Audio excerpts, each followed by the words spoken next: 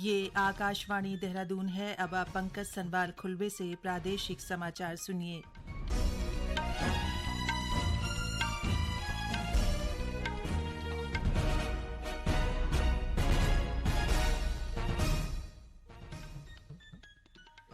पहले मुख्य समाचार।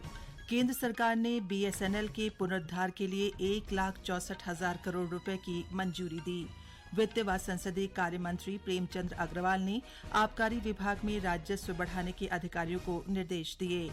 मौसम विभाग ने अगले 3 दिनों तक प्रदेश के पर्वतीय जिलों के साथ ही मैदानी क्षेत्रों में बारिश होने की संभावना जताई है। और आजादी के अमृत महोत्सव के तहत नई टिहरी में बिजली महोत्सव का आयोजन किया गया।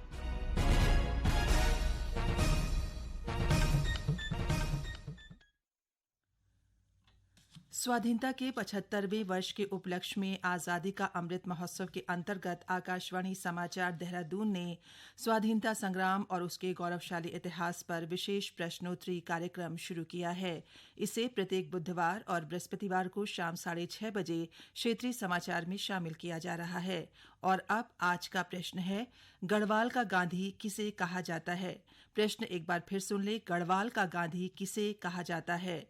श्रोता अपने उत्तर अमृत महोत्सव क्विज ddn@gmail.com पर ईमेल अथवा मोबाइल नंबर 9837192022 पर व्हाट्सएप या मैसेज के माध्यम से भेज सकते हैं। सबसे पहले सही जवाब देने वाले श्रोता को आकाशवाणी देहरादून की ओर से प्रमाण पत्र दिया जाएगा। और समाचार विस्तार से। प्रधानमंत्री नरेंद्र मोदी की अध्यक्षता में नई दिल्ली में हुई केंद्रीय कैबिनेट की बैठक में बीएसएनएल के लिए 1,64,000 करोड़ रुपए के पुनरुद्धार पैकेज को मंजूरी दी गई। कैबिनेट ने भारत ब्रॉडबैंड निगम लिमिटेड यानी बीबीएनएल और बीएसएनएल के विलय को भी मंजूरी दी। केंद्रीय मंत्री अश्वनी वैष्णव ने मीडिया को इस आशय की जानकारी दी। उन्होंने बताया कि बीएसएनएल को वित्तीय रूप से मजबूत बनाने के लिए ये पैकेज मंजूर किया गया है। इसमें बीएसएनएल सेवाओं के उन्नयन, स्पेक्ट्रम आवंटन, इसकी बैलेंस शीट पर दबाव कम करने और इसके फाइबर नेटवर्क को बढ़ाने में मदद मिलेगी। भारत नेट के तहत स्थापित बुनियादी ढांचे के व्यापक उपयोग की सुविधा के लिए बीबीएनएल और बीएसएनएल का विलय करने का फैसला किया गया। वित्त व संसदीय कार्य मंत्री प्रेमचंद अग्रवाल ने आज आबकारी विभाग में राजस्व बढ़ाने के विभागीय अधिकारियों को निर्देश दिए। साथ ही उन्होंने बकाया राशि वसूलने के साथ ही उत्तराखंड के रेवेन्यू ग्रोथ को सुधारने को कहा। बैठक में उन्होंने विभाग को इस वित्तीय वर्ष में 3600 करोड़ रुपए के लक्ष्य से अधिक राजस्व बढ़ाने के निर्देश दिए। डॉ अग्रवाल ने सितंबर माह तक होलोग्राम और ट्रैकिंग कार्य दुरुस्त करने के भी निर्देश दिए। बैठक में अधिकारियों ने बताया कि आबकारी की 658 सरकारी दुकानें संचालित थी, जो वर्तमान में घटकर 603 रह गई हैं और विभाग को 160 करोड़ रुपए का बकाया प्राप्त नहीं हो सका है। इस पर मंत्री अग्रवाल ने प्रतिमाह लगभग 25 करोड़ रुपए वसूलने के लिए अधिकारियों को निर्देश दिए। श्री अग्रवाल ने विभाग लीकेज की समस्या को दूर करने के भी निर्देश दिए ताकि राजस्व में वृद्धि हो सके। राज्यपाल गुरमीत सिंह से आज राजभवन में कैबिनेट मंत्री सतपाल महाराज ने मुलाकात कर प्रदेश में चल रही विकास योजनाओं की जानकारी दी। इस मौके पर राज्यपाल ने कहा कि प्रदेश में और अधिक होम स्टे पंजीकृत कर स्वरोजगार को बढ़ाने की आवश्यकता है। श्री महाराज ने राज्यपाल को राज्य में पंजीकृत होम स्टे, मानसखंड मंदिर माला मिशन, बद्रीनाथ धाम को स्मार्ट स्पिरिचुअल टाउन विकसित किए जाने और विभिन्न स्थानों में रोपवे निर्माण योजना आदि के बारे में भी जानकारी दी। इसके अलावा उन्होंने सिंचाई विभाग के तहत सिंचाई योजनाओं, चौक डैमों के निर्माण और चारधाम यात्रा आदि के बारे में भी अवगत कराया। आजादी का अमृत महोत्सव के तहत 13 से 15 अगस्त तक हर घर तिरंगा फहराया जाएगा, जिसकी तैयारियां तेज हो गई हैं। आज चमोली के जिलाधिकारी हिमांशु खुर्राना और रुद्रप्रयाग के जिलाधिकारी मयूर दीक्षित ने जिला स्तरीय अधिकारियों को कार्यक्रम का व्यापक स्तर पर प्रचार करने और जन सहभागिता से कार्यक्रम को सफल बनाने के निर्देश दिए। चमोली के जिलाधिकारी ने कहा कि आजादी के अमृत महोत्सव के अवसर पर जन सहभागिता से हर घर तिरंगा फहराया जाएगा।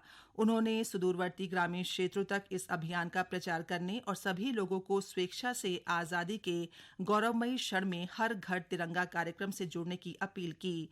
वहीं रुद्रप्रयाग के जिलाधिकारी मयूर दीक्षित ने बताया कि जिले के 50,000 से अधिक घरों में राष्ट्रीय ध्वज लगाए जाएंगे।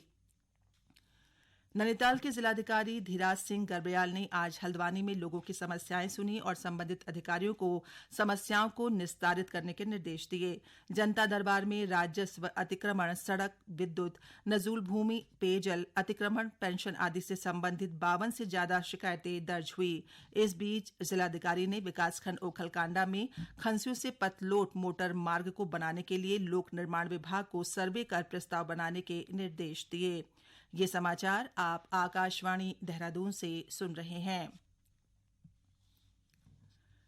प्रदेश के पर्वतीय क्षेत्रों में आज कहीं कहीं तीव्र बौछार और मैदानी क्षेत्रों के कुछ स्थानों में हल्की बारिश हुई।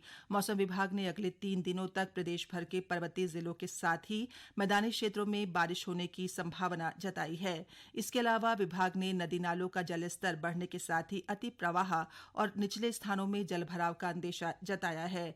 मौसम विभाग के अनुसार संवेदनशील स्थानों में हल्का व मध्यम भूस्खलन होने और चट्टान गिरने से कहीं कहीं सड़क राजमार्गों पर अवरोध व भूकटाव भी हो सकता है। आजादी के अमृत महोत्सव के अंतर्गत नई टिहरी में उज्जवल भारत उज्जवल भविष्य पावर 2047 बिजली महोत्सव का आयोजन किया गया। इस अवसर पर विद्युत योजनाओं व कार्यक्रमों का प्रस्तुतिकरण, विद्युत शक्ति, ऊर्जा व्यवस्था, डीजल का खर्च व पर्यावरण को बचाने के लिए सोलर पंप लगाने जैसे 7 विषयों पर आधारित प्रदर्शनी लगाई गई। साथ ही लघु फिल्म व क्षेत्रीय भाषा में वीडियो का भी प्रदर्शन किया गया। बिजली महोत्सव के दौरान नुक्कड़ नाटकों के माध्यम से विद्युत क्षेत्र में किए गए कार्यों को प्रस्तुत किया गया। स्कूली छात्राओं ने सांस्कृतिक कार्यक्रम भी प्रस्तुत किए। टीएचडीसी, यूपीसीएल व टिहरी प्रशासन की ओर से संयुक्त रूप से आयोजित महोत्सव का उद्घाटन टिहरी के विधायक किशोर उपाध्याय, जिला पंचायत अध्यक्ष सोना सजवाण व जिलाधिकारी डॉ सौरभ गहरवार आदि ने किया। विधायक ने कहा कि प्रधानमंत्री नरेंद्र मोदी का विजन है कि 2047 तक भारत को विद्युत के क्षेत्र में न सिर्फ आत्मनिर्भर बनाना है बल्कि उसे बिजली का बड़ा निर्यातक बनाना भी है। आजादी के अमृत महोत्सव के तहत प्रदेश में 75 दिनों का विशेष टीकाकरण यानी बूस्टर डोज अभियान जारी है। अभियान के तहत 18 वर्ष से अधिक आयु वर्ग के पात्र लोगों को सरकारी केंद्रों पर निःशुल्क एहतियाती टीके लगाए जा रहे हैं। इसी कड़ी में मुख्यमंत्री पुष्कर सिंह धामी ने आज सचिवालय में चल रहे कोविड टीकाकरण कैंप का निरीक्षण कर टीकाकरण अभियान से जुड़े स्वास्थ्य कार्मिकों का उत्साहवर्धन किया। इस मौके पर मुख्यमंत्री ने टीकाकरण के लिए आए लोगों से बातचीत भी की। अभी तक प्रदेश भर में 10,05,728 लोगों को एहतियाती डोज लगाई जा चुकी हैं।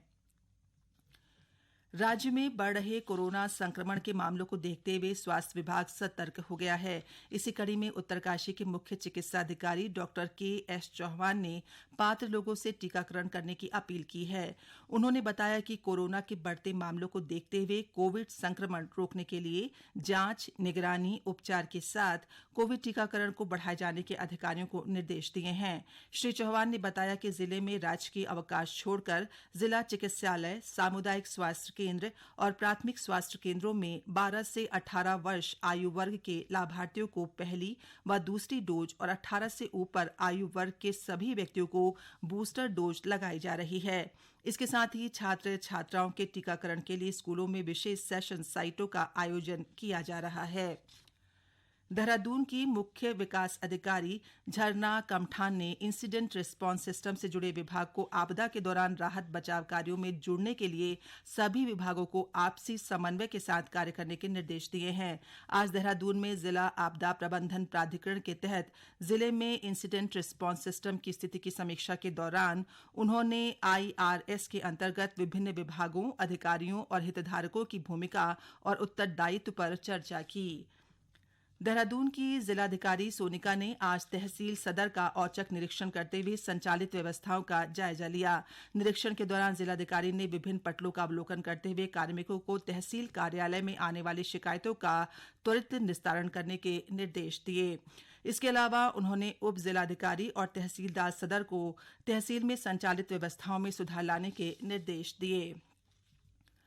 उत्तरकाशी के जिलाधिकारी अभिषेक रुहेला ने आज हाई स्कूल और इंटरमीडिएट परीक्षा में प्रथम स्थान प्राप्त करने वाले मेधावी छात्र छात्राओं से चर्चा की और छात्रों को जरूरी टिप्स दिए। इस मौके पर छात्र छात्राओं ने जिलाधिकारी से यूपीएससी को लेकर जानकारी हासिल की। श्री रुहेला ने कहा कि मेहनत का कोई विकल्प नहीं है, हर स्तर पर सीखने की कोशिशें करें। जो विषय पढ़ा जा रहा है उसका समाज में क्या प्रभाव पड़ा है उसको जानना जरूरी है। अंत में मुख्य समाचार एक बार फिर।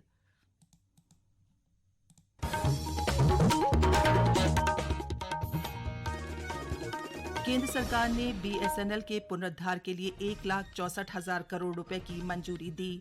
वित्त व संसदीय कार्य मंत्री प्रेमचंद अग्रवाल ने आबकारी विभाग में राजस्व बढ़ाने के अधिकारियों को निर्देश दिए। मौसम विभाग ने अगले 3 दिनों तक प्रदेश के पर्वतीय जिलों के साथ ही मैदानी क्षेत्रों में बारिश होने की संभावना जताई है। और आजादी के अमृत महोत्सव के तहत नई टिहरी में बिजली महोत्सव का आयोजन किया गया। इसी के साथ प्रादेशिक समाचार समाप्त हुए। नमस्कार।